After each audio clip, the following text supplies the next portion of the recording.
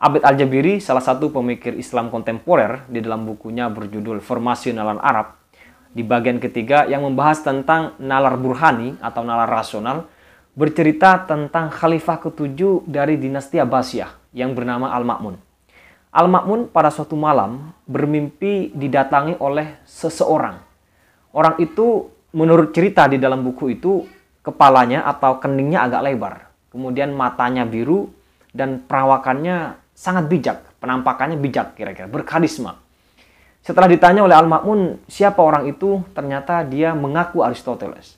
Lalu terjadilah dialog antara Al-Ma'mun dan Aristoteles di dalam mimpi itu. Al-Ma'mun bertanya pada Aristoteles, apa yang disebut dengan kebaikan? Kata Aristoteles, kebaikan adalah apa yang dipandang baik oleh akal. Lalu apalagi, kata Al-Ma'mun? Aristoteles menjawab, apa yang dipandang baik oleh syara, oleh ajaran-ajaran agama, kira-kira begitu ya.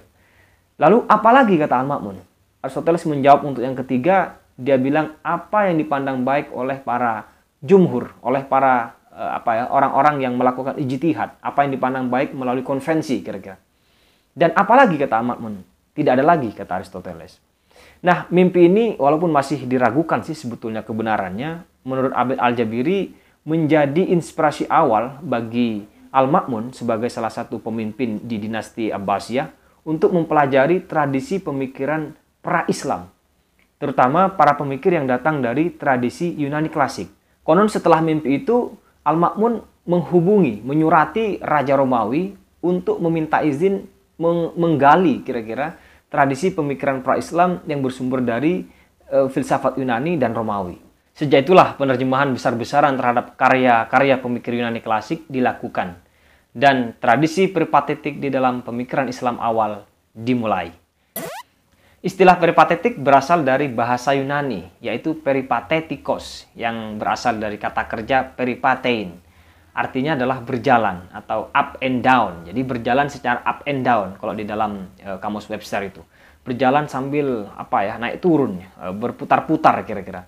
Ternyata istilah ini untuk menunjuk kepada cara Aristoteles ketika mengajar murid-muridnya di sekitar Gunung Olympus. Jadi dia sambil berjalan-jalan, berputar-putar kira-kira. Nah, setelah masuk ke dalam tradisi Islam, maka disebut dengan masyaiyah. Dan orang-orang yang mengikutinya disebut dengan masya'iyun. Ya. Jadi kaum peripatetik itu disebut masya'iyun. Kata ini berasal dari kata masya yamsi masyian, yang artinya berjalan. Ini kalau kita lihat padanan katanya kira-kira begitu ya.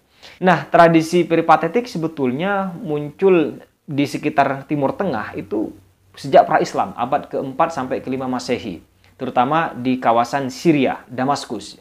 Ada dua sekolah di situ yang mempelajari tradisi pemikiran Aristoteles, yaitu EDC dan Nisibi. Pada dua sekolah ini yang belajar adalah umat Nasrani. Dia mempelajari tradisi filsafat Yunani klasik, terutama Aristoteles dan Neoplatonis. Mereka membaca logika Aristoteles, metafisikanya, politik, sampai kajian-kajian biologinya. Nah, di bidang logika, ada kajian yang menarik yang dibahas oleh Porphyry. Dia membahas kayak semacam pengantar logika Aristoteles yang berjudul Isaguji. Nah, buku ini nanti juga dipakai di dalam tradisi pemikiran Islam ketika menggali atau ingin mempelajari buku-buku karya Aristoteles. Jadi ada beberapa buku itu yang biasa dipakai di tradisi pemikiran Islam awal untuk mengkaji pemikiran Aristoteles. Yang pertama tentu saja Isaguji, Al-Isaguji, kemudian Kategoria atau Al-Makulat, kemudian The Interpretation atau Al-Ibarah, kemudian ada Analitika Priora yang disebut dengan Al-Qiyas, Analitika Posteriora, Al-Burhan, kemudian ada Topika yang disebut dengan Jadal, ada Sofistika, Al-Mughallithah, kemudian ada retorika disebut dengan al-hitobah, lalu kemudian poetika yang disebut dengan syair. Nah, rangkaian buku-buku ini yang dipakai oleh para pemikir Islam awal ketika ingin mengkaji tradisi pemikiran Aristoteles. Selain buku-buku logika ini, tentu saja masih ada karya Aristoteles dan beberapa pemikir Yunani klasik lainnya yang juga diterjemahkan ke dalam bahasa Arab. Ya. Termasuk buku Metafisika, salah satu karya penting dari Aristoteles. Ada cerita menarik berhubungan dengan buku Metafisika ini. Ibnu Sina, salah satu pemikir tradisi peripatetik yang paling terkemuka di dalam Islam menurut saya, pernah membaca buku Metafisika ini. Tetapi dia tidak paham apa maksud dan tujuan dari penulisan buku itu. Bahkan di dalam autobiografinya, Ibnu Sina mengaku pernah membaca sampai 40 kali buku itu. Hampir hafal, tapi tetap tidak paham apa maksudnya. Hingga suatu ketika dia mau menyerah dan ditaruhlah buku itu. Keesokan harinya Ibnu Sina pergi ke sebuah pasar buku, lalu kemudian di pasar buku itu ada pelapak yang menawarkan buku yang berkaitan dengan metafisika. Ibnu Sina sebetulnya sudah mulai menolak dengan buku itu, walaupun harganya murah ya, karena menurutnya tidak ada gunanya. Tetapi si pelapak ini memaksa Ibnu Sina untuk membelinya dengan harga yang cukup murah, 3 dirham pada waktu itu. Maka dibelilah buku itu. Setelah dibawa pulang oleh Ibnu Sina, lalu dibaca buku itu. Judulnya Objek-objek Metafisika. Rupanya di situ Ibnu Sina menemukan jawaban-jawaban yang menjadi persoalannya selama ini ketika membaca buku metafisikanya Aristoteles. Dan buku itu ditulis oleh Al-Farabi. Jadi sebetulnya Ibnu Sina memiliki hutang yang cukup besar ya. Hutang pengetahuan terhadap Al-Farabi, terutama ketika ingin memahami karya Aristoteles yang berjudul Metafisika itu. Nah, setelah Ibnu Sina sampai kepada suatu pemahaman tentang metafisika, maka keesokan harinya menurut cerita di autobiografinya itu, dia kemudian bersedekah dan bermunajat kepada Tuhan karena sudah membukakan pintu ilmu yang menjadi persoalannya selama ini. Pada abad ke-6 Masehi, Arab berada di bawah kekuasaan Bani Umayyah yang kemudian menggelar ekspansi ke Damaskus dan Syria secara umum. Disitulah para pelajar atau orang-orang yang mempelajari pemikiran Aristoteles dari umat Nasrani berada di bawah kekuasaan Bani Umayyah. Inilah mungkin kenapa para penerjemah awal dari tradisi pemikiran Islam ini juga banyak yang berasal dari umat Nasrani. Salah satunya misalnya tentu saja Hunain bin Ishaq. Nah, di era Umayyah ini konon cerita sudah ada buku Aristoteles yang diterjemahkan, walaupun tidak semuanya, yang disebut-sebut karya semu Aristoteles. Buku ini sebetulnya berisi tentang surat-surat Aristoteles kepada muridnya Alexander Agung atau Iskandar Agung, Alexander the Great, salah satu pemimpin dari Makedonia. Buku ini diterjemahkan dengan judul Sirrul Asrar, dalam bahasa Latin Secretum Secretorum, rahasia dari rahasia. Lalu setelah dinasti Umayyah ini tumbang pada 750 Masehi, maka muncullah dinasti Abbasiyah di awal abad ke-8.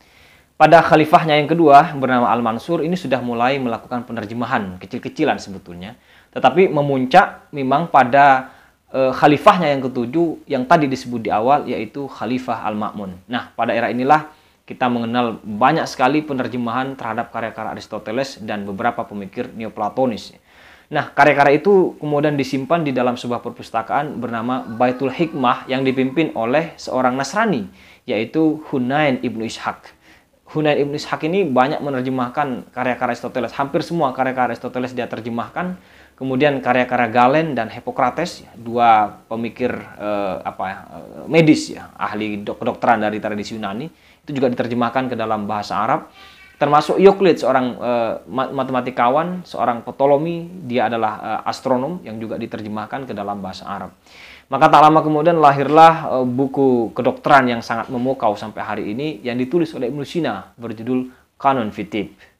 Proses penerjemahan yang sangat masif ini menurut Philip Kahiti terjadi selama 150 tahun ya, di mana karya-karya Yunani betul-betul ditransformasi ke dalam bahasa Arab. Menjadi seorang penerjemah di era ini sangat istimewa. Karya terjemahannya bisa dihargai dengan emas seberat karya yang dibuat itu. Ini satu penghargaan yang luar biasa. Cerita lain silsilah tradisi peripatetik di dalam dunia Islam ini juga diceritakan oleh Al-Farabi di dalam bukunya Fi Zuhur Al-Falsafah, On the Appearance of Philosophy. Di dalam buku itu Al-Farabi bercerita karya-karya Aristoteles yang mula-mula disistematisasi oleh seseorang bernama Andronikos dari Rhodos. Lalu kemudian karya-karya itu dikopi. Satu kopinya dibawa ke Romawi, satu kopinya dibiarkan di Alexandria. Lalu kemudian yang di Alexandria ini dipindah ke Antioch. Nah, di Antioch ini ada orang yang belajar dari Timur Tengah, dari Marwah atau Turkmenistan hari ini yang bernama Abu Yahya Al-Marwazi. Nah, Abu Yahya Al-Marwazi ini memiliki dua murid, Ibrahim Al-Marwazi dan Yuhana Ibnu Hailan. Ibrahim Al-Marwazi memiliki murid Abu Bishr Mata Ibnu Yunus. Nah, pada Abu Bishr Mata dan Yuhana Ibnu Hailan inilah Al-Farabi belajar logika dan tradisi pemikiran Yunani klasik. Jadi kira-kira seperti itu sanad ya, yang diceritakan oleh Al-Farabi dari Aristoteles sampai kepada dirinya selaku Muallim As-Sani, guru kedua dari pemikiran Aristoteles. Nah, di dalam konteks sejarah inilah lahir para pemikir-pemikir besar di dalam tradisi Islam peripatetik. Misalnya tentu saja Al-Kindi, Al-Farabi, Ibnu Sina, kemudian Al-Ghazali mungkin dalam batas-batas tertentu, lalu kemudian Ibnu Rus, Ibnu Bajjah, Ibnu Tufail, dan beberapa pemikir-pemikir lainnya. Yang menarik sebetulnya walaupun tradisi pemikiran Islam peripatetik banyak dipengaruhi oleh Neoplatonisme dan Aristoteles, ternyata ada juga yang dikembangkan oleh para pemikir peripatetik ini. Misalnya di dalam dunia politik, dalam kajian-kajian politik, para pemikir politik Yunani lebih cenderung menggambarkan suatu konsep negara ideal. Kayak Plato misalnya, konsep negara yang ideal. Kayak Aristoteles, ya, hubungan satu polis lahir dari keluarga membentuk desa, desa membentuk paguyuban desa, ya, membentuk kecamatan kira-kira. Lalu kemudian dari itu tersusun lagi menjadi polis. Itu satu konsep negara. Tetapi di dalam tradisi Islam peripatetik tidak demikian. Mereka memadukan dengan nasihat-nasihat pada raja. Jadi nasihat al-mulk itu yang dipadukan. Jadi kalau kita masuk ke dalam tradisi pemikiran politik Islam, sebetulnya tidak hanya bicara tentang konsep negara ideal, tapi juga bicara tentang nasihat-nasihat kepada raja. Atau kayak mekanisme-mekanisme untuk menentukan pemimpin yang baik dan seterusnya.